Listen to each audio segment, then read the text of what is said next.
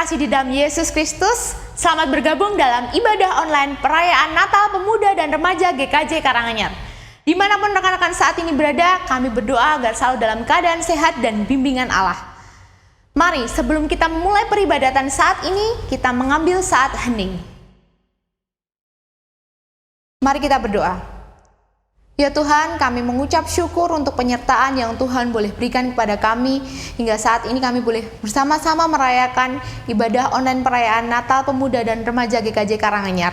Mari Tuhan yang menolong, mari Tuhan yang menuntun, Tuhan yang pimpin setiap pribadi lepas pribadi dari kami dimanapun kami berada ya Tuhan. Tuhan yang menolong kami. Kami serahkan waktu dari awal pertengahan hingga akhir hanya di dalam satu nama Tuhan kami Yesus Kristus. Amin.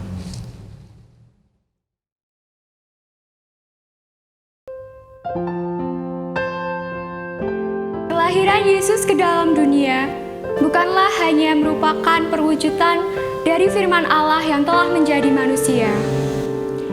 Sama seperti 1000 lilin yang menyala di tengah dunia, kelahirannya merupakan wujud dari terang yang bercahaya dalam kegelapan.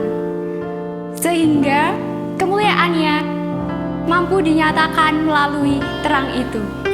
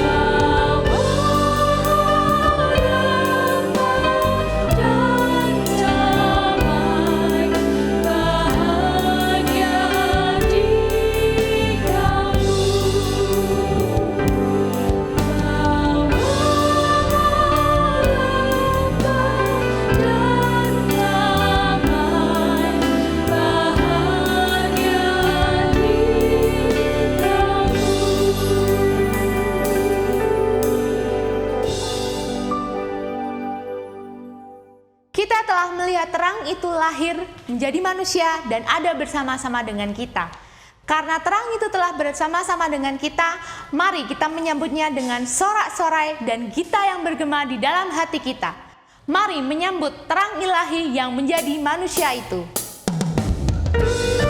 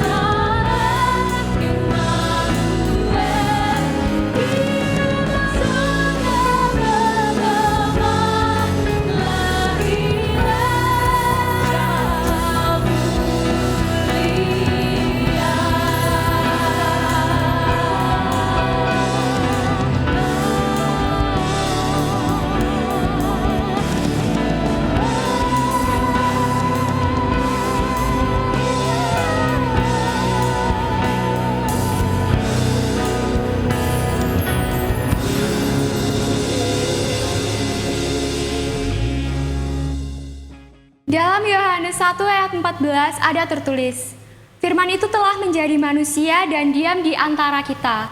Dan kita telah melihat kemuliaannya, yaitu kemuliaan yang diberikan kepadanya sebagai anak tunggal Bapa, penuh kasih karunia dan kebenaran. Maka dari itu, marilah kita menyiapkan hati kita untuk menerima kehadiran firman Allah yang menjadi pelita penuntun kehidupan kita.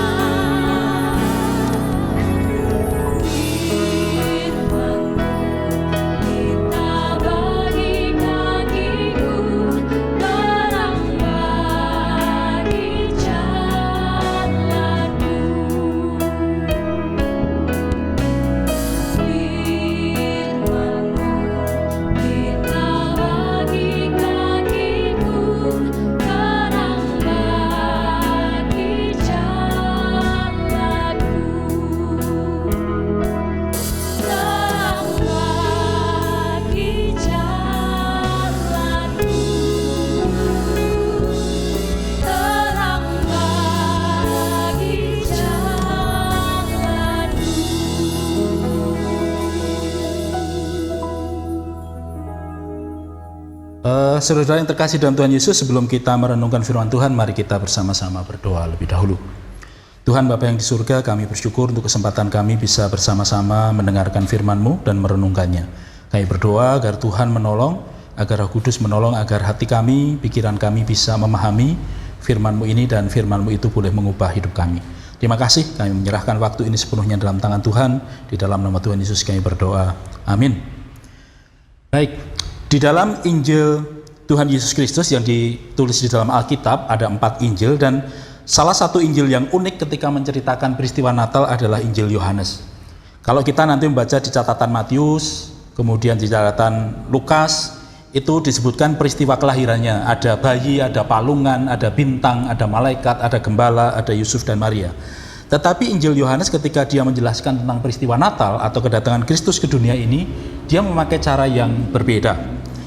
Ayat yang menjadi perenungan kita pada saat ini, pada perayaan Natal ini adalah dari Yohanes 1 ayat 14, dan tema yang kita ambil adalah firman Allah menjadi manusia. Saya akan bacakan Yohanes 1 ayat 14. Firman itu telah menjadi manusia dan diam di antara kita, dan kita telah melihat kemuliaannya, yaitu kemuliaan yang diberikan kepadanya sebagai anak tunggal Bapa, penuh kasih karunia dan kebenaran.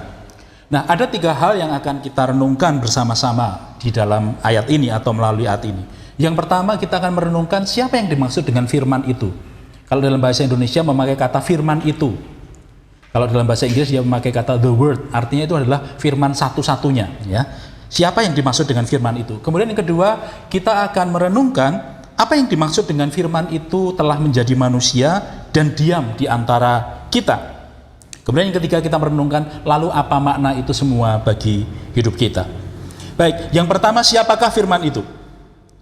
Kalau kita nanti teman-teman membaca pada Yohanes pasal 1 ayat 1 sampai 5, di sana dituliskan bahwa firman itu sudah ada sejak semula. Sejak semula itu berarti sebelum semuanya ada, termasuk sebelum waktu itu ada, firman itu sudah ada.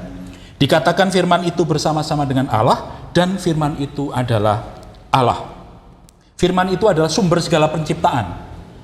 Di luar firman itu tidak ada satupun yang diciptakan. Dan firman itu adalah Allah. Nah, kemudian dalam ayat 16 dan 17 dikatakan demikian, Yohanes menulis, karena dari kepenuhannya kita semua telah menerima kasih karunia demi kasih karunia. Sebab hukum Taurat diberikan oleh Musa, tetapi kasih karunia dan kebenaran datang oleh Yesus Kristus. Dari rangkaian ayat-ayat ini kita mengerti yang dimaksud oleh Yohanes dengan siapakah firman itu adalah Tuhan Yesus Kristus. Dan Tuhan Yesus Kristus itu bukan pribadi biasa, tetapi dia adalah Allah sendiri. Karena ia ada pada mulanya bersama-sama dengan Allah, ia adalah menjadi sumber dari segala penciptaan. Firman itu adalah Allah, dan Allah itu menjadi manusia. Yohanes menulis Injilnya, Injil Yohanes itu ditulis ketika Yohanes sudah lanjut usia, ya. Jadi bukan kadang-kadang banyak orang berpikir bahwa Injil itu ditulis seperti catatan harian murid-murid tiap hari nyatat tiap hari gitu ya. Tidak, ya. Jadi itu sudah selesai. Yohanes sudah sangat tua dan dia sudah menulis Injil itu untuk menguatkan iman. Dan tujuan penulisan Yohanes itu di dalam Yohanes 20, 30, 31 seperti ini. Memang masih banyak tanda lain yang dibuat Yesus di depan mata murid-muridnya yang tidak dicatat. Jadi memang catatan itu enggak semuanya hari ke hari kayak buku harian, tetapi dia hanya memilih hal-hal yang penting untuk disampaikan kepada orang banyak. Tetapi semua yang tercantum di sini atau di dalam Injil Yohanes telah dicatat supaya kamu percaya bahwa Yesuslah Mesias, Anak Allah, dan supaya kamu oleh imanmu memperoleh hidup dalam namanya. Itu tujuannya. Tujuan Yohanes menulis Injil itu adalah supaya orang mengenal Yesus Kristus itu adalah Anak Allah, adalah Mesias, dan percaya kepadanya, sebab dengan percaya kepadanya mereka akan memperoleh hidup yang kekal. Kita sudah bicara tentang siapakah firman itu. Sekarang kita akan melihat apa yang dimaksud dengan firman itu telah menjadi manusia dan firman itu diam di antara kita. Firman itu telah menjadi manusia. Firman yang tadi adalah Allah, yang itu adalah roh, yang sudah ada sejak semula, yang tidak terbatas, itu memutuskan suatu titik dalam satu waktu dalam sejarah manusia, dia memutuskan untuk hadir sebagai manusia. Teman-teman mungkin beberapa orang menyukai serial Mahabharata ya, di sana ada banyak tokoh ya, ada Arjuna dan sebagainya. Kalau teman-teman pergi ke Dieng, di sana ada beberapa candi, Candi Arjuna, Candi Pandawa, Candi Gatotkaca dan sebagainya. Pertanyaannya adalah sekalipun ada candinya, sekalipun ada ceritanya, tetapi mereka itu tidak pernah hidup di dunia ini. Itu adalah cerita, mitos, dongeng, legenda. Kayak Kancil Nyolong Timun dan sebagainya. Yohanes mengatakan firman itu menjadi manusia, artinya kehadiran Kristus secara historis itu real, nyata. Bukan legenda, bukan dongeng. Saya tidak tahu, tetapi ada beberapa aliran, bahkan ada beberapa gereja yang mengatakan bahwa Tuhan Yesus itu nggak pernah benar-benar hidup di dunia ini. Tuhan Yesus itu hanyalah ilustrasi, contoh teladan manusia yang sempurna yang kita teladani. Tidak, Yohanes mengatakan, nanti kalau teman-teman lihat di 1 Yohanes, surat 1 Yohanes dikatakan, apa yang telah kami lihat dan yang telah kami dengar, yang telah kami raba dengan tangan kami. Artinya Yesus, Allah itu benar-benar hadir sebagai manusia, bisa dilihat, bisa didengar, bisa diraba. Thomas memasukkan jarinya ke lubang salibnya. Mereka makan bersama. Mereka mengalami perjalanan bersama. Yesus, Allah, firman itu benar-benar menjadi manusia. Bukan fiksi, bukan legenda, tetapi benar-benar menjalani kehidupan sebagai manusia. Lalu apa artinya Allah yang maha kuasa, yang tak terbatas itu kemudian memutuskan untuk menjadi manusia? Oleh karena ia menjadi manusia, ada 3 hal yang itu kemudian bermakna bagi kita. Yang pertama, dia menjadi manusia, maka dia mengalami semua pengalaman manusia. Firman itu menjadi manusia cukup lama di dunia ini. Ya, kalau di total itu 33 tahun. Selama 30 tahun tidak terdengar ceritanya sama sekali. Dia hidup secara normal sebagai anggota keluarga, tumbuh dari bayi, menjadi kanak-kanak, menjadi remaja, menjadi pemuda. Selama 30 tahun, tidak ada yang dengar. Kemudian 3 tahun terakhir dalam hidupnya, dia bekerja menyerahkan hidupnya untuk melayani. Dia real. Dia mengalami semua pergumulan, semua persoalan yang dialami manusia. Frustasi, dia seringkali frustasi. Disalah mengerti, dia sekali disalah mengerti. Tidak diterima, ditolak, dikhianati, dibuat sedih, marah, lapar, capek, haus, dan mati. Semua pengalaman hidup manusia, dia mengalami, dia merasakan. Dia bukan Allah yang jauh, yang hanya secara teori saja pengalaman manusia seperti itu. Tidak, dia mengalami semuanya. Kamu mengalami patah hati, Tuhan Yesus mengalami patah hati. Kamu mengalami kecapean, Tuhan Yesus mengalami kecapean. Kamu mengalami keputusasaan, Tuhan Yesus putus asa dan kadang-kadang tidak sabar melihat murid-muridnya, orang-orang ini. Anda mengalami kesedihan, dia mengalami kesedihan. Anda ditolak oleh keluarga atau teman paling dekat, Tuhan Yesus pernah mau dibawa pulang keluarganya karena dianggap sudah gila, karena mengaku sebagai Mesias. Ia mengalami semuanya. Ia bisa berempati, ia bisa tahu apa yang Anda rasakan, apa yang saya rasakan, apa yang saya alami. Jangan pernah berpikir Allah kita itu Allah yang jauh, yang tidak tahu, apakah dia bisa merasakan apa yang saya rasakan? Dia bisa merasakannya. Tetapi lebih dari itu, dikatakan bahwa sekalipun ia mengalami semua pengalaman manusia di dalam Ibrani, imam besar yang kita punya, itu bukan imam besar yang tidak mengalami semua kelemahan kita. Ia dicobai sama seperti kita dicobai, tetapi bedanya cuma satu. Ia tidak berbuat dosa. Ia mengalami semua kepedihan, ia mengalami semua pergumulan, ia mengalami semua pencobaan, ia mengalami semua persoalan. Bedanya dengan kita cuma satu, ia tidak pernah berbuat dosa. Apa artinya? Artinya bahwa Tuhan Yesus itu bisa memberikan pengharapan bahwa kita bisa menang atas semua pengalaman, situasi, kondisi, dan pergumulan yang sedang kita alami sekarang. Ada pengharapan. Kalau saja Tuhan Yesus itu sama-sama berdosa juga, sama-sama gagal dengan kita, lah apa gunanya? Lah berarti podo wae no, podo-podo menungso, podo-podo mangan sego, nek ngono ora mangan sego ya. Tetapi akhirnya kan sama saja. Tetapi Tuhan Yesus itu adalah dia dikatakan tidak berdosa. Sehingga saya bisa punya harapan bahwa saya ketika saya mengalami semua pengalaman ini yang juga dialami oleh Tuhan Yesus, saya bisa punya harapan untuk bisa menang. Kenapa? Karena ia itu sudah menang. Ia bisa menjalani semua persoalan manusia tanpa harus berbuat dosa. Yang kedua, yang ketiga, apa maknanya? Ia telah menjadi manusia. Karena hanya dengan cara menjadi manusia, ia bisa mati, ia bisa dibunuh. Kalau dia tetap menjadi Allah, siapa yang bisa menyentuh?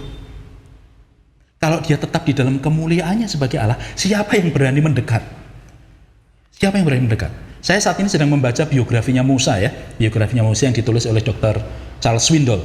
Dan di sana itu menceritakan di Keluaran ketika Musa membawa bangsa Israel itu keluar dari Mesir, mereka harus berhenti di bawah Gunung Sinai karena Tuhan mau menemui mereka.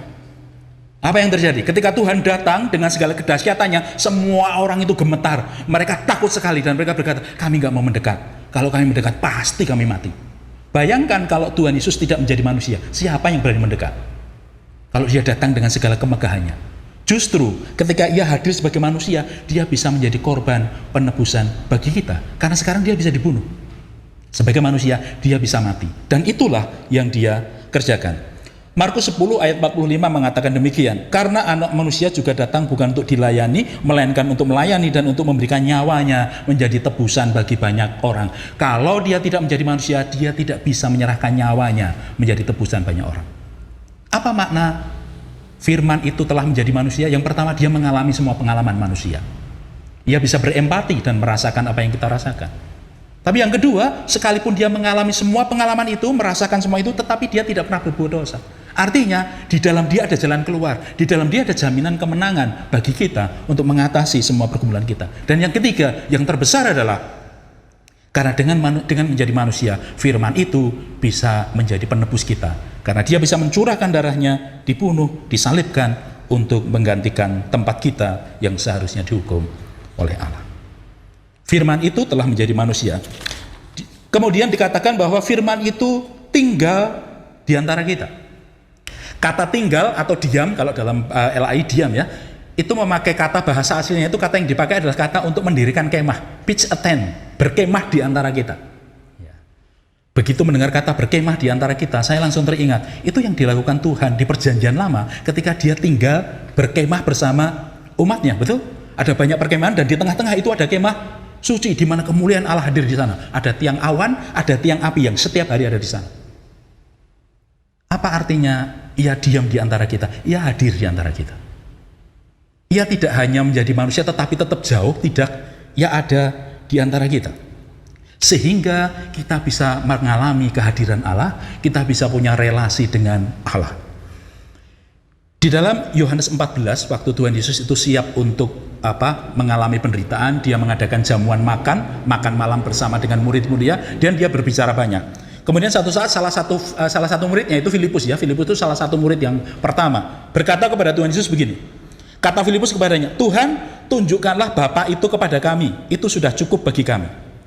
Jawab Tuhan Yesus kepadanya, "Setelah sekian lama aku bersama-sama kamu, Filipus, namun engkau tidak mengenal aku? Barang siapa telah melihat aku, ia telah melihat Bapa. Bagaimana engkau berkata, tunjukkanlah Bapa itu kepada kami?" Kristus yang menjadi manusia itu, firman yang menjadi manusia itu, dan diam di antara kita, itu memungkinkan kita untuk melihat Allah Bapa itu seperti apa. Karena selama ini Allah Bapa itu kan sebuah konsep abstrak ya, pribadi yang tidak kelihatan. Dia tinggal dalam terang tak terhampiri, di sana, jauh sekali. Tetapi karena Kristus menjadi manusia dan dia tinggal dan diam di antara kita, maka kita bisa tahu Allah Bapa itu seperti apa. Tuhan Yesus mengatakan, kalau kamu sudah melihat aku, kamu melihat Bapa. Seperti apakah Allah Bapa? Allah Bapa itu seperti Tuhan Yesus ketika dia hidup di dunia ini. Penuh dengan kasih karunia dan kebenaran. Yohanes 1:14 dikatakan demikian. Ada dua sifat yang sangat menonjol ditunjukkan oleh Tuhan Yesus selama dia hidup di dunia ini, tinggal bersama manusia. Yang pertama adalah penuh dengan kasih karunia. Berapa banyak ayat di dalam Injil yang mencatat ia tergerak hatinya oleh belas kasihan. Ketika orang butuh, orang sakit, orang menderita, orang kehilangan nyawanya, orang mati, orang tersesat, orang berdosa, yang muncul dalam dirinya adalah belas kasihan untuk menyelamatkan mereka. Ketika ada perempuan yang ketangkap basah sedang berzina, diseret di hadapan Tuhan Yesus dan semua orang berkata, perempuan itu harus dihukum mati, harus dilempari batu sampai mati karena dia ketangkap basah. Apa yang dilakukannya? Siapa yang merasa tidak pernah punya dosa, silahkan lempar batu yang pertama. Dan semua orang pergi. Dia berkata kepada perempuan itu, yang lainnya pada kemana? Perempuan itu berkata, Tuhan, mereka pergi. Aku juga tidak akan menghukum kamu. Pergilah, janganlah berbuat dosa lagi. Belas kasihan. Belas kasihan. Di dalam Injil itu saya jarang sekali, bahkan tidak pernah membaca bahwa Tuhan Yesus berkata tidak ketika ada orang datang kepadanya untuk minta tolong, apapun itu. Bahkan ketika orang tidak mengucapkan terima kasih, dia tetap berbelas kasihan. Saya terkesan dengan cerita ada 10 orang kusta. 10 orang kusta, dia dari kejauhan, Tuhan Yesus ketemu dengan mereka di jalan, dari kejauhan mereka melihat Tuhan Yesus, mungkin sudah mendengar Tuhan Yesus, kemudian mereka teriak-teriak, tolonglah kami, tolonglah kami. Tuhan Yesus berkata kepada mereka, kepada 10 orang itu, kamu pergi, tunjukkan pada imam, karena aturan mainnya ya, peraturannya adalah kalau orang sakit kusta, dia kalau sembuh dia harus datang pada imam untuk diperiksa. Jadi imam zaman dulu itu juga ahli penyakit kulit juga ya, macam-macam itu ya, tidak cuma khotbah, tidak cuma itu ya, tapi ahli penyakit kulit, jagal juga karena dia harus nyembelih korban dan sebagainya atau motong-motong itu. Jadi lengkap ya. Jadi jangan bayangkan imam zaman dulu itu lemah lembut kayak pendeta zaman saya, enggak. Mungkin mereka gotot-gotot ya, kudu nyembelih kambing, nyembelih sapi dan semuanya. Nah, 10 orang itu ketika mendengar perintah Tuhan Yesus, mereka pergi kepada imam dan di tengah jalan mereka sembuh. 9 orang tetap bablas lapor pada imam. 1 orang ketika melihat dirinya sembuh, dia berbalik menyembah Tuhan dan berkata, aku bersyukur, terima kasih karena kau menyembuhkanku. Dan Tuhan berkata, loh tadi kita ya cuma 10 toh, kok sing balik mau siji itu pun orang Samaria, yang 9 lainnya kemana? Pertanyaan saya, apakah yang 9 orang itu tetap sembuh apa tidak? Tetap sembuh. Tidak peduli dia balik mengucapkan terima kasih atau tidak. Ketika Tuhan bekerja memberikan belas kasihan, penuh kasih karunia. Kasih karunia itu dalam bahasa Yunaninya karis ya, nanti menjadi karismatik, karismata dan sebagainya. Itu artinya adalah pemberian yang besar yang tidak mengharapkan balasan, atau pemberian yang bukan karena orang sudah melakukan sesuatu sebagai balasan. Itu adalah pemberian yang cuma-cuma, dan itu sifat Tuhan, firman yang menjadi manusia itu. Dia menyatakan penuh kasih karunia. Tetapi tidak hanya penuh kasih karunia. Kalau dalam ayat 14 tadi, Yohanes 1:14 dikatakan penuh kasih karunia dan kebenaran. Hal yang kedua, sifat Allah yang sangat menonjol dalam diri Tuhan Yesus ketika dia hidup dunia adalah dia hidup dalam kebenaran.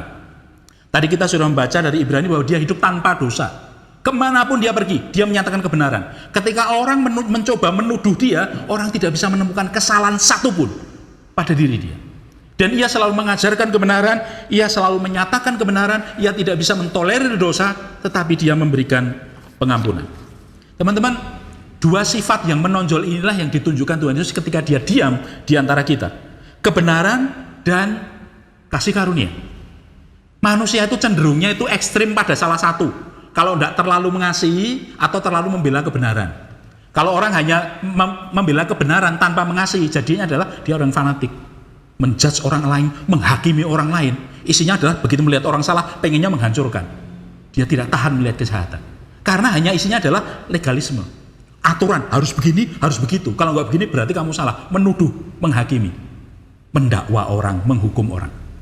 Kalau itu hanya kebenaran tanpa kasih. Tetapi kalau hanya kasih tanpa kebenaran, dia bisa permisif sekali. Apapun boleh demi mengasihi. Ya. Tadi pagi saya mendengar satu khotbah di YouTube ya. Sekarang malah gerejana jadi banyak sejak online itu ya. Bisa melu gereja nang ndi itu ya. Salah satu pengkhotbahnya dia mengatakan, dia membicarakan tentang kebenaran dan kasih. Dia mengatakan, jangan sampai kamu terlalu mengasihi sampai kamu tidak melakukan kebenaran. Karena itu kadang-kadang terjadi. Saking mengasihinya sehingga orang kemudian melepaskan kebenaran, membiarkan kejahatan terjadi karena mengasihi. Tetapi Tuhan Yesus tidak demikian. Dua-duanya ditunjukkan. Allah sudah menjadi manusia sehingga dia mengalami semua pengalaman kita, tetapi dia juga tinggal di antara kita, menunjukkan kemuliaan Allah Bapa, penuh kasih karunia dan kebenaran. Lalu pertanyaan yang ketiga dari renungan ini adalah, lalu apa maknanya ini bagi kita secara pribadi? Itu tadi bicara tentang prinsip, lalu bagaimana penerapannya? Yang pertama, Sang Firman telah menjadi manusia. Ia mengerti, merasakan, mengalami semua pergumulan hidup kita. Kalaupun tidak ada seorang pun yang mengerti kamu, kalaupun tidak ada satu orang pun, tidak ada satu tempat pun di mana kamu bisa datang untuk menceritakan beban hidupmu, bahkan kepada keluargamu atau orang tuamu sendiri, kamu juga bisa. Ingatlah, ada satu pribadi yang mengalami itu semua. Dia bisa mengerti, dia bisa memahami tanpa menghakimi. Kadang-kadang kita itu takut ya untuk cerita pergumulan kita, karena kenapa? Takut dinilai, takut dihakimi orang. Takut orang nanti komentarnya bagaimana kalau cerita seperti ini ya. Tetapi Firman itu sudah menjadi manusia, dia mengalami semuanya. Dia mengalami semua pencobaan yang kita alami. Kita bisa datang kepadanya dan dia akan menerima, dia akan mengerti. Di dalam Injil Matius, Tuhan Yesus pernah berkata, "Hai, marilah datang kepadaku, kamu yang lelah, letih, lesu dan berbeban berat. Aku akan memberikan kelegaan kepadamu." Kalau dalam bahasa Inggris mengatakan, I will give you rest. Aku akan bisa membuat kamu beristirahat. Karena semua bebanmu itu aku bisa nanggung. Ada begitu banyak orang, remaja pemuda, hidupnya penuh beban. Dan dia tidak tahu kemana dia harus pergi menceritakan itu semua. Firman itu menjadi manusia. Dia memahami, dia mengalami semua pengalamanmu. Susahmu, sedihmu, putus asamu, ketakutanmu, kekhawatiranmu. Dan dia siap menunggumu untuk datang mencurahkan hidup. Yang kedua, Firman itu telah menjadi manusia, dicobai dalam semua pencobaan, tetapi dia tidak berdosa. Maka dalam dia, di dalam Firman itu kita memiliki jaminan untuk bisa menang atas situasi. Kalau cuma curhat-curhat tok, tidak memberikan solusi, apa gunanya itu kan? Podo sedih, baru terus aku ora ngerti mau penyelesaiannya piye. Kadang-kadang itu yang buat kita malah curhat pada orang, karena dia podo-podo rekosone itu ya. Nah, ini wong rekoso ketemu wong rekoso, cerita isinya mau curhat-curhatan tok, tidak ada solusi. Tetapi Firman itu yang adalah manusia itu tidak pernah berbuat dosa. Dia memberikan kemenangan, sehingga ketika orang datang dengan segala beban, pergumulannya, dia akan ada jaminan untuk mengalami kemenangan, dilepaskan dari persoalan-persoalan itu. Datanglah kepadanya bukan hanya untuk curhat, bukan hanya untuk diterima dan dipahami, tetapi untuk mendapatkan kemenangan, penyelesaian atas persoalan-persoalan kita. Dan itu adalah jaminan. Karena ia telah menang. Dan ia sebagai imam besar, dia mengalami semua pencobaan itu supaya dia bisa menolong kita yang juga dicobai dengan hal yang sama. Yang ketiga, Sang Firman itu hadir di tengah kita, menyatakan kemuliaan Allah, yaitu sifatnya yang penuh kasih karunia dan kebenaran. Saya berharap teman-teman mengalami kasih Allah, mengalami kasih karunia Allah ini, mengalami betapa baiknya Tuhan itu. Datanglah dengan segala kebutuhanmu dan rasakan. Ada sebuah lagu pujian, saya nggak tahu sekarang masih terkenal apa tidak ya, zaman saya persekutuan terkenal ya. Kecaplah dan lihatlah betapa baiknya Tuhan itu.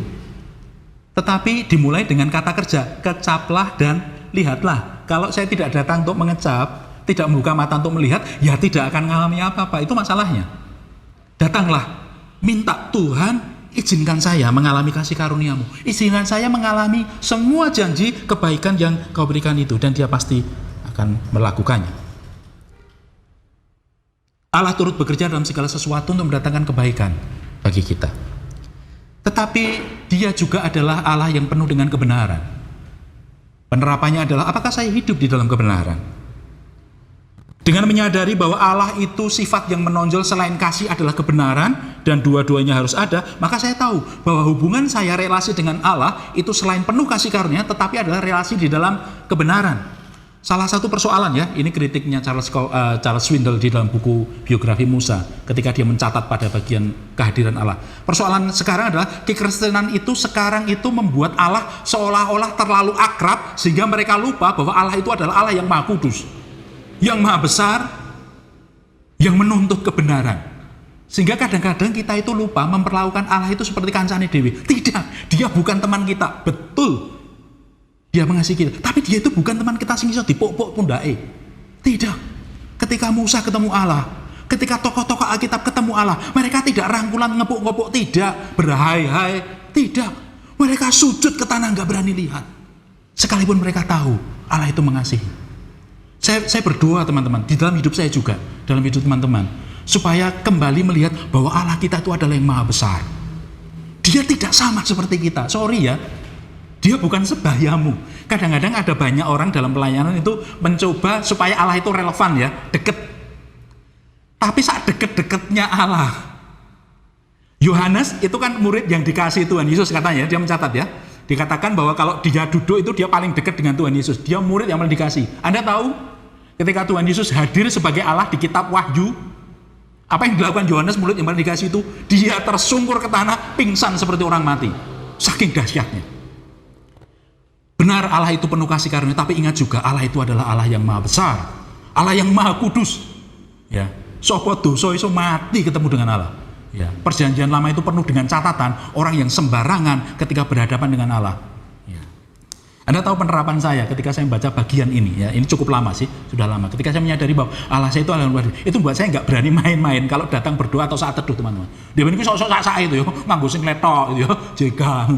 Sekarang saya nggak berani saya. Ya, yo tidak usah pakai jas dan dasi dan sebagainya. Tetapi saya menunjukkan sikap respect yang sungguhnya. Loh, kalau misalnya Pak Jokowi itu tetangga saya, Betogang, ya, Beto RW itu aja. Tetapi kalau dia datang sebagai presiden, kan saya tidak bisa loh sembarangan uratus, tok ndekan kaosan, cekel pas pampres. Ya. Sekalipun mungkin kenal secara pribadi. Jadi tempatkan Allah pada tempat yang tepat. Yang terakhir, kalau firman itu sudah menjadi manusia dan diam di antara kita, maka kita yang sudah mengalami kehadirannya dan karyanya itu, kita juga hadir bagi sesama kita. Kita menyatakan kasih karunia Allah yang sudah kita alami kepada orang lain. Urutannya begini teman-teman, ngalami dulu kasih karunia Allah, baru bisa mengasihi orang lain. Omong kosong, orang mau mengasihi orang lain tanpa dia mengalami kasih Allah dulu. Dia mau mengasihi dari mana modalnya? Wong dia sendiri butuh kasih kok. Kita sendiri kan orang yang punya persoalan, membutuhkan kasih dan perhatian, mau memperhatikan orang lain, mengalami perhatian Allah dulu, mengalami pekerjaan Allah, baru bisa menolong orang lain. Ya. Kita hadir di tengah kebutuhan di sekitar kita. Teman-teman, saya tidak tahu COVID ini sampai kapan ya, walaupun ada pengharapan vaksinnya akan segera keluar dan sebagainya, tapi kita tidak pernah tahu. Dan ada begitu banyak masalah. Tadi pagi saya mendapatkan WA dari teman saya, dia tinggal di satu apartemen di Jakarta, kemudian saat ini itu rumahnya kedatangan penghuni 2. Ya, satu anaknya, temannya anaknya, kemudian satu lagi adiknya, mereka tinggal di situ berapa hari. Mengapa mereka tinggal di situ? Karena orang tua mereka sedang cekcok besar, marah besar, bertengkar berat gara-gara bisnis mereka itu hancur karena COVID-19. Dan itu cuma satu contoh, ada begitu banyak hal di sekitar kita. Kita yang sudah mengalami kehadiran Kristus, ya, yang diam di antara kita, tiba waktunya kita juga menjadi hadir di antara mereka. Dengan memberikan pengharapan, memberikan perhatian, kasih, sebisa apa yang bisa kita lakukan. Menyentuh mereka, supaya mereka mengalami kasih karunia Allah. Memberikan pimpinan, harapan bagi mereka yang sedang bergumul dan sedang putus asa. Firman itu telah menjadi manusia. Amin. Tuhan memberkati. Baik teman-teman, kita akan punya waktu sebentar untuk waktu hening. Kita merenungkan bagian ini dan kita akan berdoa syafaat. Mari kita mengambil waktu untuk hening di hadapan Tuhan. Ambil waktu untuk merenungkan. Pikirkanlah bagaimana bisa mengalami kebenaran firman, mengalami Allah yang bisa berempati dengan hidup kita, mengerti kondisi kita, tetapi juga yang memberikan pengharapan kemenangan bagi kita. Mari kita berdoa. Tuhan, kami datang kepadamu untuk memuji Engkau dan bersyukur kepadamu karena Engkau telah menjadi manusia sehingga Engkau bisa mengalami dan merasakan berempati dengan semua yang kami alami, semua pergumulan kami. Kami bersyukur dan muji Engkau karena Engkau bukan Allah yang jauh, yang teoritis, yang abstrak entah di mana, tetapi Engkau adalah Allah yang hadir, yang diam, yang berkemah di antara kami. Engkau dekat dengan kami, Engkau ingin membangun relasi dengan kami. Engkau menyatakan kemuliaan-Mu itu kepada kami. Kami berdoa kepadamu Tuhan supaya kami boleh mengalami kemuliaan Allah itu yang penuh kasih karunia dan kebenaran itu. Kami berdoa supaya kami boleh mengalami bagaimana Engkau bisa menerima kami, memahami kami, tetapi juga menolong kami untuk menang di atas pergumulan-pergumulan kami. Engkau menolong kami juga Tuhan, supaya ketika kami sudah mengalami karya kasih-Mu itu, kami bisa mengasihi orang lain. Kami bisa hadir di antara orang-orang sekitar kami untuk memberikan pengharapan, untuk memberikan kasih karunia, tetapi juga menyatakan kebenaran-Mu. Kami bersyukur kepada Tuhan untuk kesempatan kami hampir mengakhiri tahun ini. Terima kasih. Tahun ini adalah tahun yang luar biasa, penuh kejutan, banyak hal yang tidak terduga, pengalaman yang mungkin tidak akan pernah kami alami lagi. Tetapi kami melihat betapa baiknya Tuhan. Engkau sudah mengawal kami sejak awal tahun sampai menjelang akhir tahun. Terima kasih untuk kemurahan-Mu, untuk kebaikan-Mu, dan kami berdoa agar Tuhan, kami boleh terus di dalam kasih karunia-Mu, kami terus di dalam pemimpinan-Mu, kami terus dalam ketaatan kepada-Mu. Engkau memberkati persekutuan kami, Engkau menolong komisi remaja, komisi pemuda, gereja ini Tuhan berkati, Tuhan tolong para pengurusnya, Tuhan tolong para anggotanya, supaya mereka sungguh-sungguh bertumbuh, di masa muda ini mereka sungguh-sungguh mengalami Tuhan, bertumbuh di dalam firman Tuhan, bertumbuh di dalam watak, bertumbuh dalam keterampilan pelayanan, sehingga ketika waktunya tiba, Tuhan boleh memakai mereka menjadi garam, menjadi terang, yang menjadi berkat bagi banyak orang, bahkan sampai ke ujung-ujung bumi, supaya kemuliaan Tuhan itu dinyatakan melalui hidup mereka. Berkati hidup mereka, berkati hidup anak-anak saya, adik-adik saya ini. Tuhan berkati studi mereka, berkati kehidupan mereka. Tolong mereka untuk menjadi bintang-bintang yang bercahaya di langit, di antara kegelapan dunia ini, sehingga teman-teman mereka, guru-guru mereka, dosen-dosen mereka, keluarga, masyarakat sekitar boleh melihat kehadiran Allah di dalam hidup mereka, karena Engkau sudah diam di dalam hidup mereka. Terima kasih, kami boleh berdoa kepadamu, kami boleh membawa doa-doa ini dan perenungan kami ini. Kami menyerahkan semuanya dalam nama Tuhan Yesus, firman yang sudah menjadi manusia, yang sudah menyelamatkan kami, yang sudah menebus kami. Terima kasih, terpujilah Engkau untuk selama-lamanya. Amin. Terima kasih, Tuhan memberkati.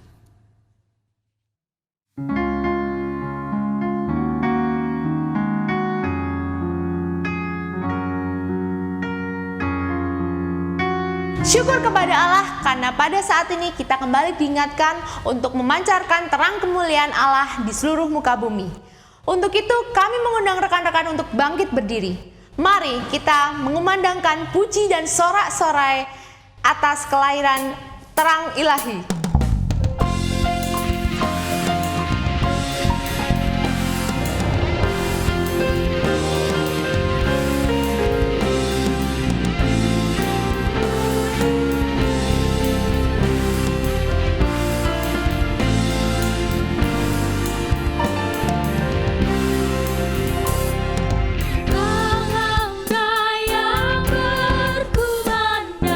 Oleh pujian